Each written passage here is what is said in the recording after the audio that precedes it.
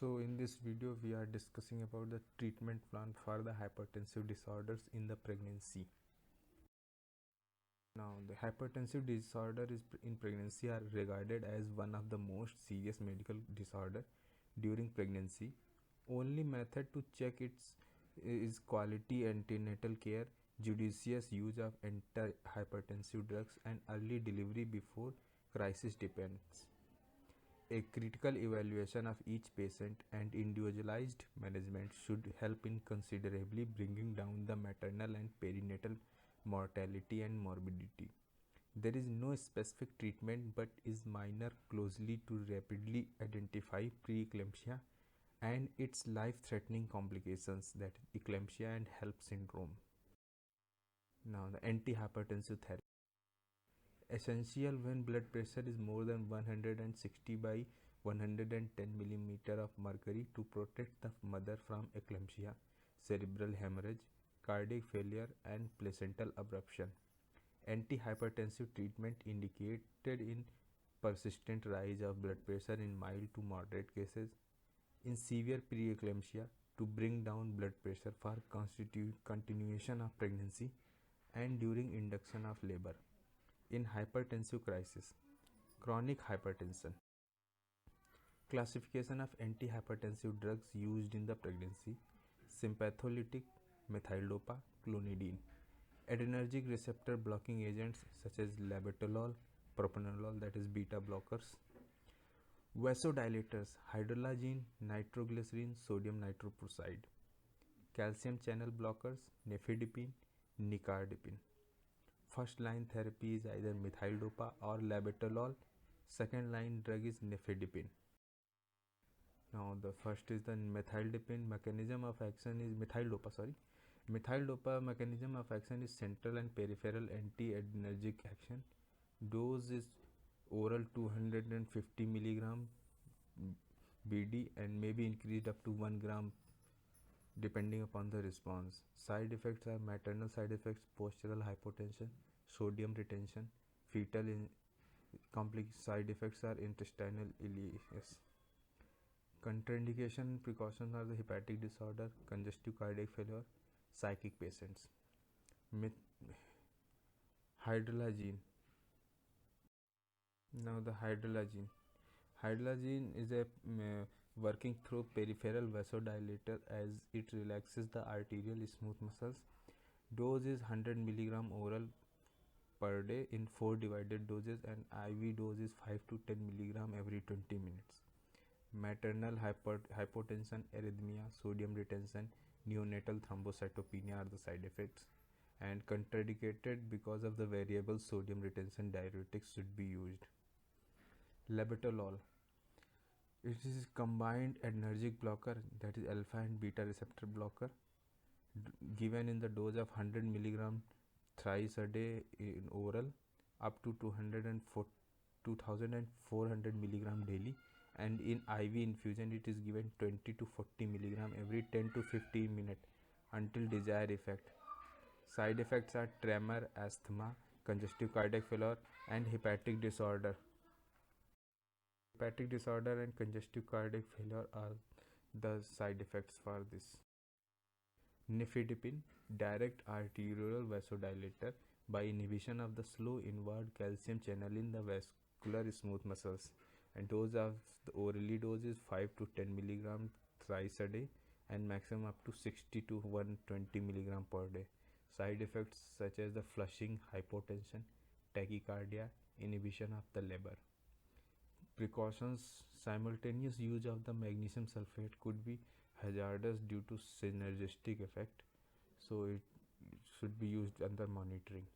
Sodium nitroprusside, it is a direct vasodilator and given as a IV infusion at the rate of the 0.25 to 8 microgram per kg per minute. Side effects are the maternal side effect: nausea, vomiting, severe hypotension. Fetal side effects: fetal toxicity due to metabolites, cyanides, and thiocyanate. Contraindications and precautions as drug of last resort for acute hypertension, should be used in critical care unit for very short time. Management of the eclampsia now. Management of the preeclampsia. Now the treatment is mostly empirical and symptomatic, while measures are directed to relieve edema and hypertension. There is no specific therapy for the proteinuria, which automatically subsides with the control of the hypertension. And the objective for the treatment is to stabilize hypertension and to prevent its progression to severe preeclampsia.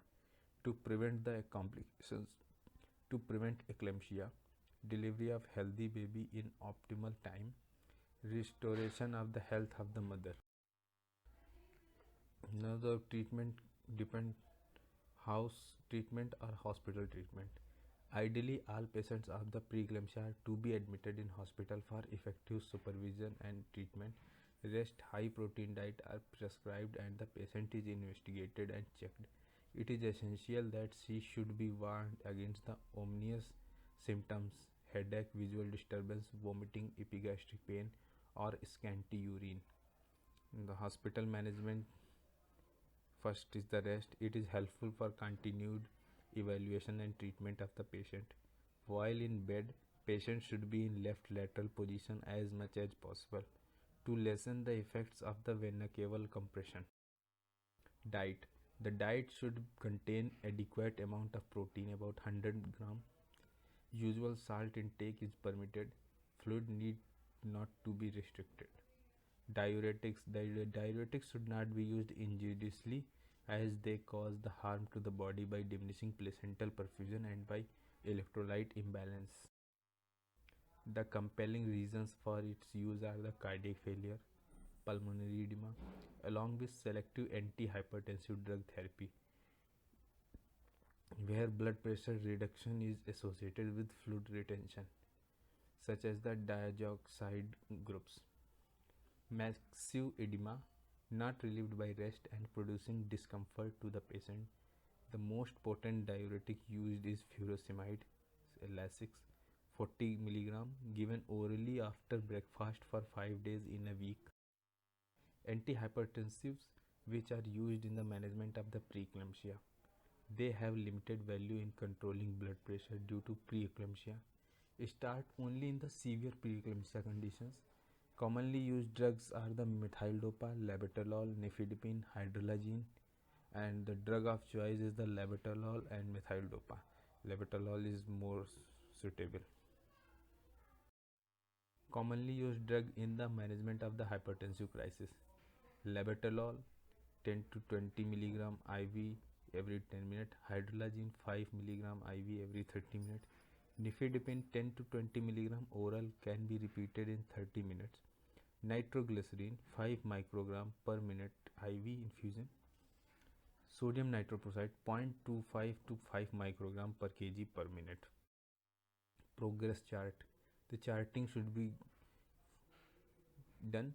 The effect of the treatment should be evaluated by maintaining a chart by daily clinical evaluation for any symptoms: blood pressure checkup, fluid status, urine examination, blood tests, and fetal well-being. Favorable signs: there is fall of blood pressure and weight with subsidence of edema. Urinary output increases with diminishing proteinuria if previously present. Duration of the treatment. The definitive treatment is termination of the pregnancy, delivery.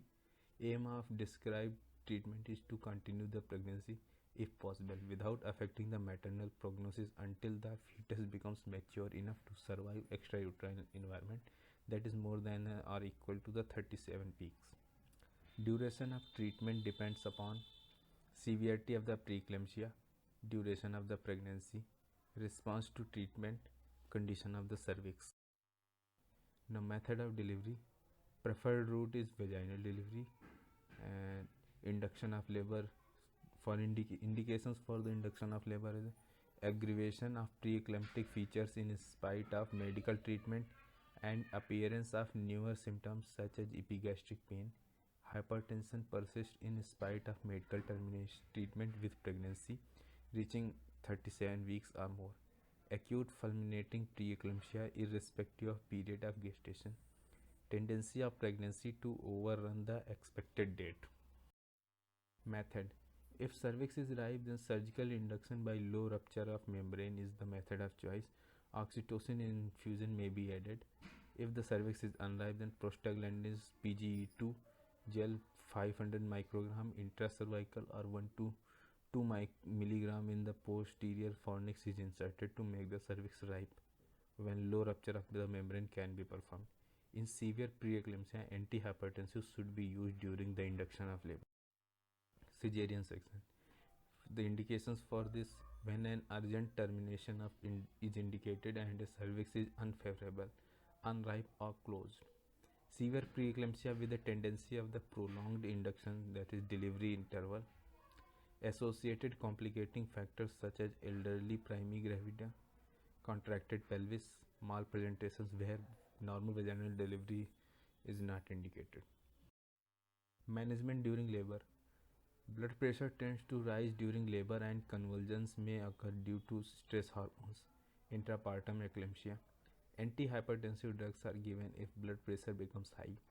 Blood pressure and the urinary output are to be noted frequently as to be detected in imminent eclampsia.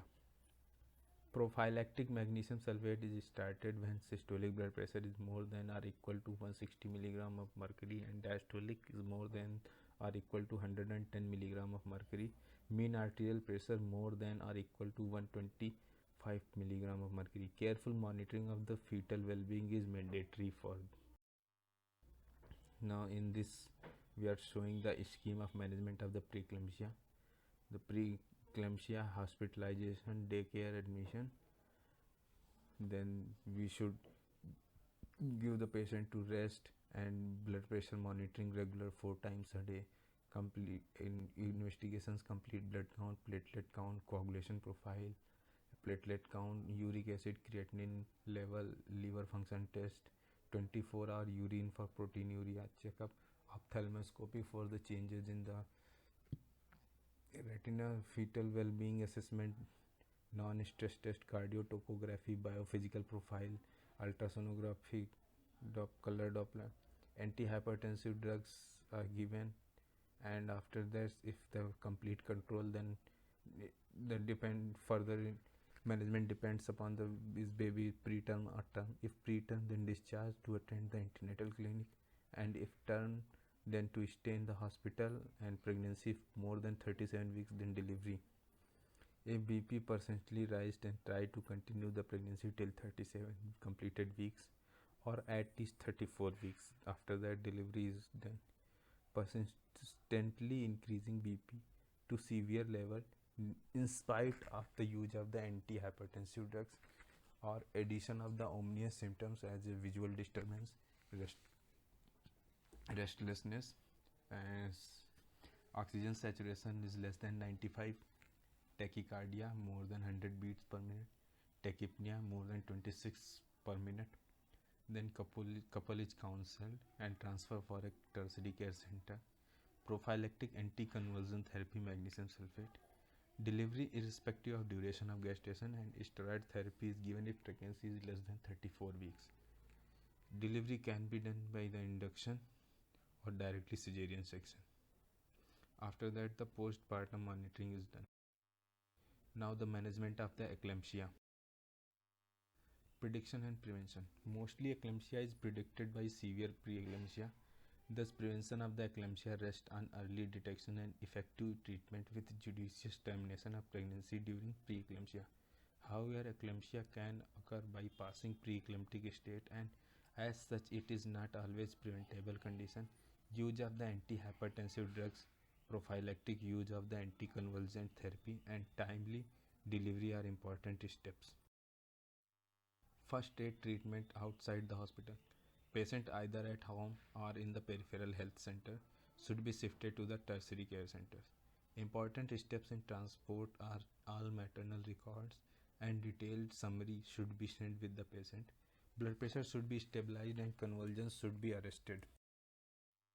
Magnesium sulfate is given as a 4 mg IV loading dose with the 10 mg IM. Intramuscular is given. Labetalol 20 mg IV is given to control the hypertension. Diuretics is given if the pulmonary edema is present. Principles of the management in hospital: maintain ABC, that is airway, breathing, circulation, oxygen administration 8 to 10 liter per minute, arrest convulsions, ventilatory support if needed, prevention of injuries such as tongue bite and fall, hemodynamic stabilization, organize investigations, delivery by 6 to 8 hours, prevention of the complications and postpartum care.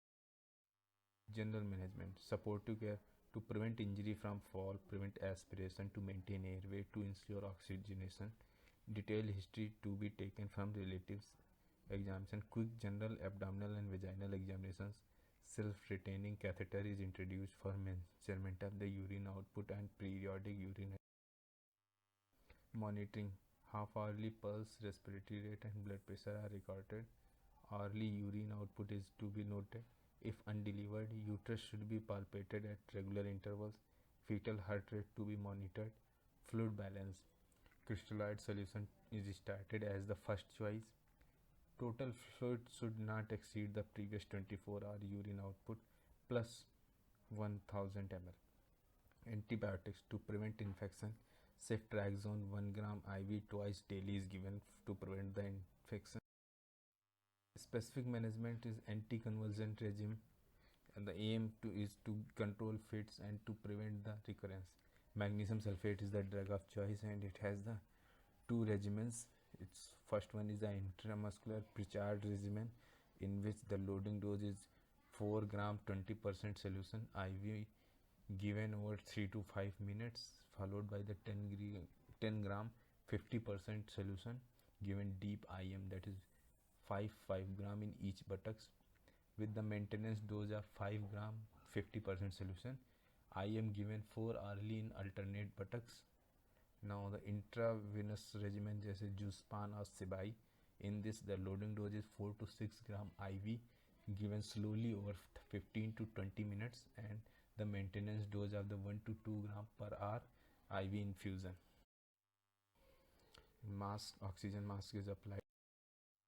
Repeated injections are given only if knee jerk are present, urine output is more than 30 ml per hour, respiratory rate is more than 12 per minute, therapeutic level of the serum magnesium is 4 to 7 milliequivalent per liter. These are the signs to be checked before repeating the injections of the magnesium sulfate. Sulfate continued for the 24 hours after last seizure or delivery, whichever is the later. For recurrence of the fits, further 2 gram IV bolus is given over 5 minutes in above regimen.